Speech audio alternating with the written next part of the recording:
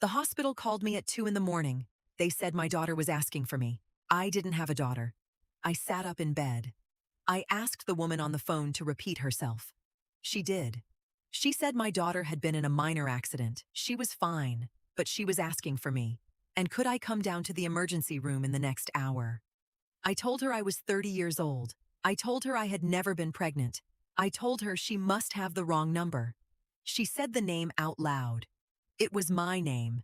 She said the woman asking for me had said it clearly 3 times. I got dressed. I drove to the hospital. I walked into the emergency room at 2:41 in the morning, and when the nurse pointed me toward cubicle 9, the woman sitting on the edge of the gurney looked up, and her face was my face. Let me back up. I need you to understand how we got here. My name is Claire. I grew up in a small house in Ohio with my mother Linda and my father Tom. I have a photograph of the 3 of us on the kitchen wall. I am 4 years old. My mother is 31, wearing a yellow dress, laughing with her head tipped back. My father is holding me on his shoulders. He is 32.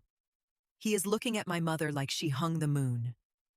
That photograph is the closest thing I have to evidence of a family I thought I knew. I am an only child.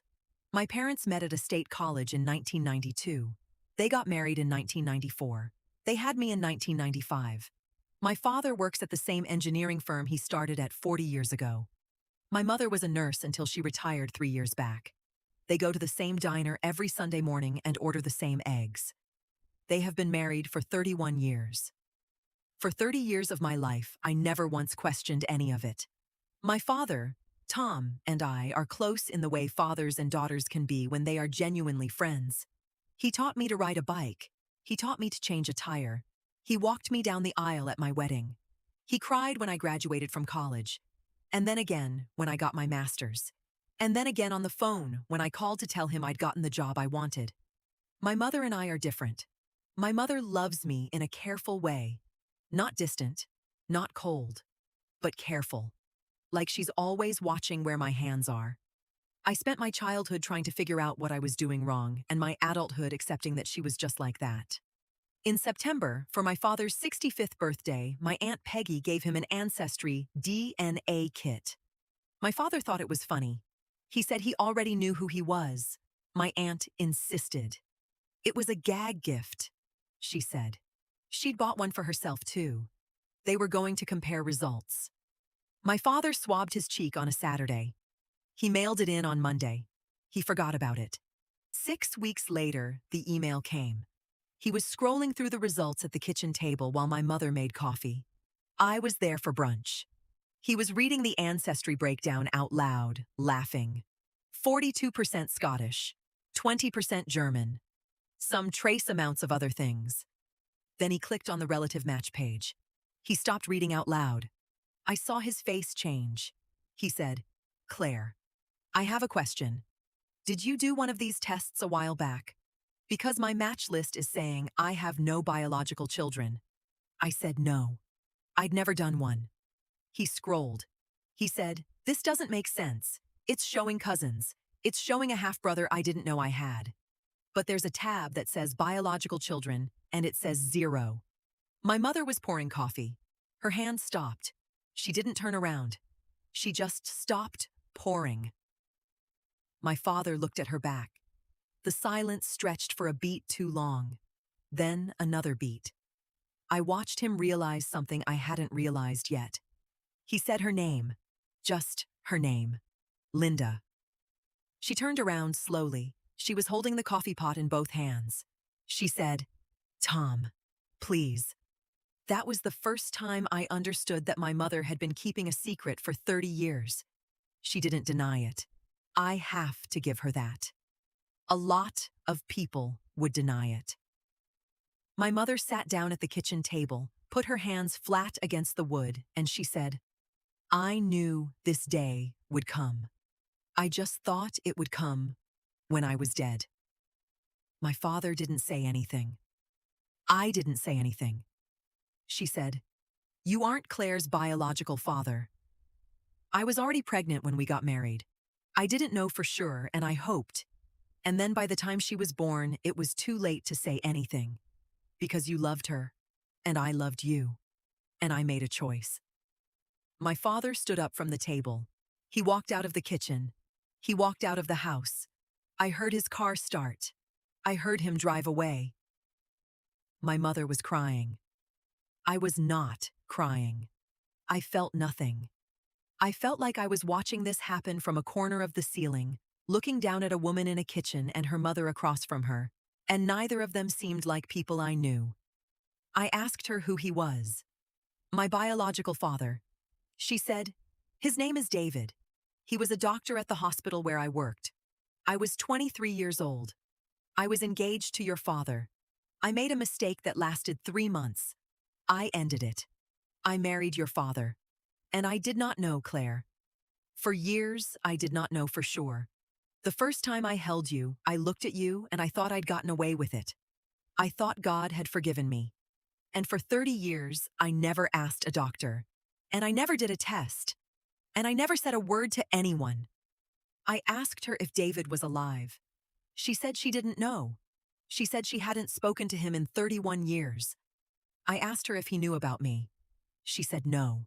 She said she'd ended the relationship the week she found out she was pregnant. She said she'd told him it was over and never spoken to him again. She said, as far as David knows, I married Tom and had Tom's child. I drove home that afternoon.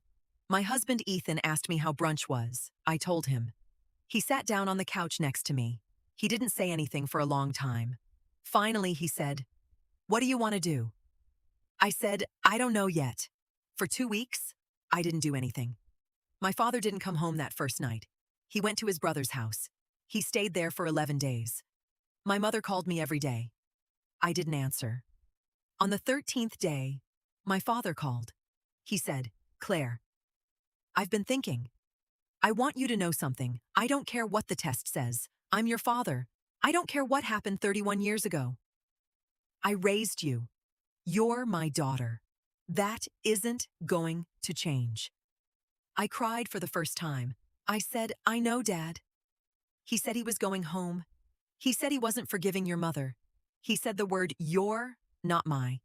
But he said he wasn't leaving her either. He said he was too old for divorce and too stubborn for rage. He said he was going to sit with it. I thought that was the end of the story. Here's what I didn't know yet. The ancestry site had also sent my father a message, buried in his account, in a place he hadn't checked, from a woman named Rachel. She had messaged the account 4 days after the results came through. She said, "I think we might be related. I think you might be my uncle. I've been looking for my biological family for 12 years. She was 28 years old. Her biological father was a man named David. 3 weeks after the test results, I opened the letter from the ancestry site that my father had forwarded to me without reading. I read Rachel's message. I read it again. I sat at my kitchen table and realized that I had a half-sister. I messaged her back. She called me within the hour. Rachel grew up in a town 2 hours from mine. She had been adopted at birth.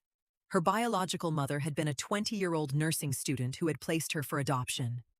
Rachel had spent the last 12 years trying to find her biological family. She had the name of her biological mother, a woman who had passed away in 2009. But she had never known her biological father.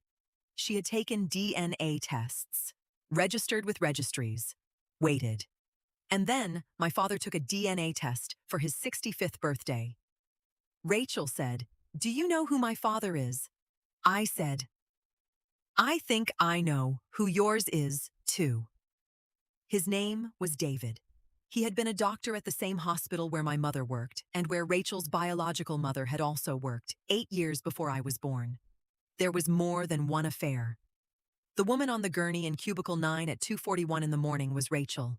She had been driving back from visiting me. It was our second meeting. She had been a little too tired and a little too emotional, and she had slid off the highway into a guardrail. Minor accident. No serious injuries.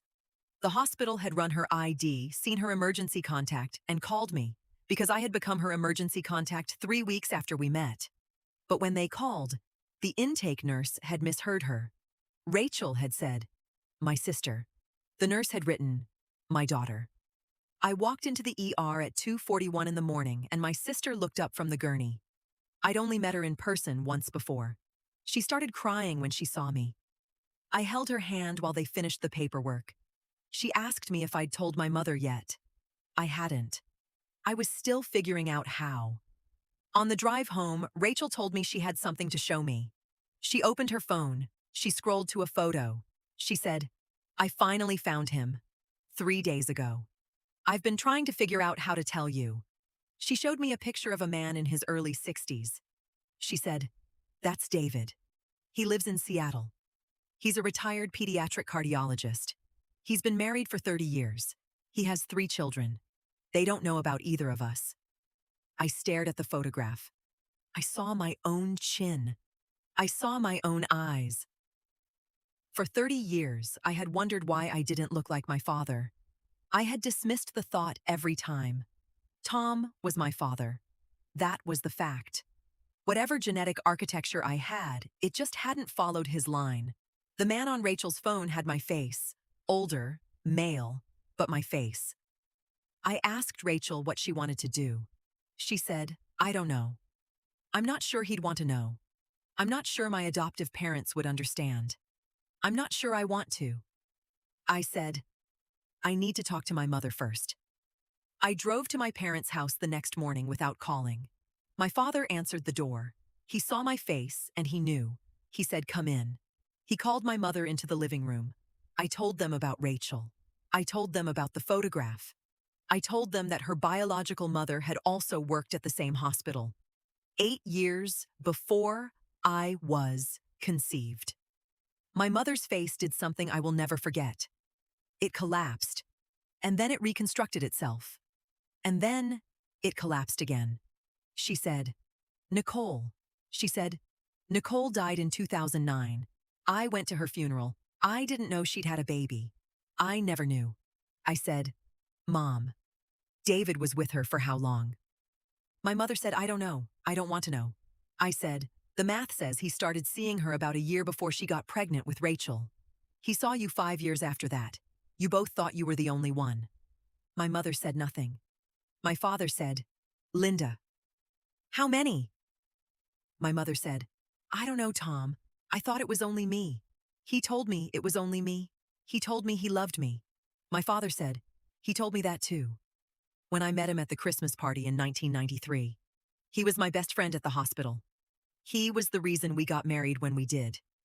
He said I was going to lose you if I didn't propose." My mother put her hand over her mouth. My father had known David. My father had considered David a friend. For 30 years, my mother had believed she was holding a secret about a 3-month affair with a stranger. She had, in fact, been holding a secret about a 5-year manipulation by a man who had been in her wedding photos. David had been the best man. Here's what I decided. I told Rachel everything.